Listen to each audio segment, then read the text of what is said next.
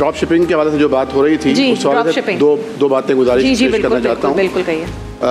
हदीस शरीफ में एक बात वजाहत के साथ बयान की गई है कि जो चीज़ आपके मिल्क में और आपके कब्ज़े में ना हो उसे आप आगे नहीं फ़रोग़ कर सकते।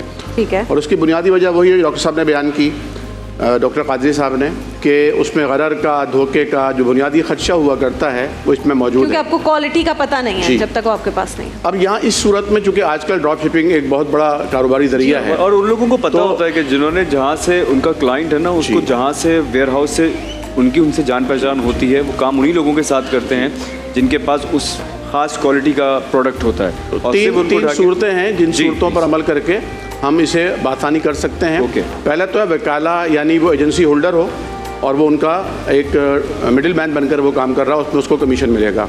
सेकेंडली ये है कि वो उस चीज़ का बनाने वाला हो कि वो एक ऑर्डर ले और हूबहू उस जैसा बनाकर और फिर वो बेच देता है।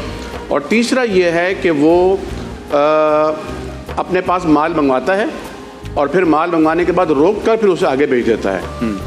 तो ये तीन चीज़ें फ़ुक़हाए कराम ने तमाम मसालिक के इस चीज़ों को ख़ास ख्याल रखने का कहा है और उसकी बुनियादी वजह वही है कि इसमें धोखे का अंसर गालिब होता है और वो ना हो।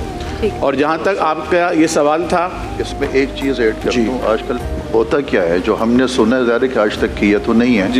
ड्रॉप शिपिंग में लोग ये बताते हैं कि ये होता है कि मैंने एक एड लगाया है कि फ़लाँ चीज़ मेरे पास है, हालांकि मेरे पास होती नहीं है।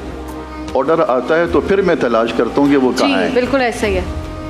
तलाश करके फिर मैं ख़रीदता हूँ, फिर आगे उसको बेचता हूँ। तो सरासर गलत है। ये भी यहाँ पर मैंने AI से भी मालूम किया है। वो ये कहता है कि ऑर्डर लेने वाला ये कहता है कि ये चीज़ अवेलेबल है, ये नहीं कहता है कि मेरे पास है।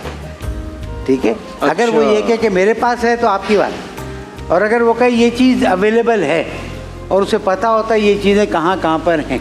लेकिन आप हजरात की बात को आगे बढ़ाते हुए इस वक्त नाम लिए बगैर एक ऐसी कंपनी है जो बाकायदा डॉज दे रही है। जी, बाकायदा तौर पर 2 नंबरी कर रही है। अच्छा। टी से उसका नाम शुरू होता है। अच्छा। लेकिन यहाँ मैं नाम लूँगा तो उस पर भी आप पे भी केस हो जाएगा।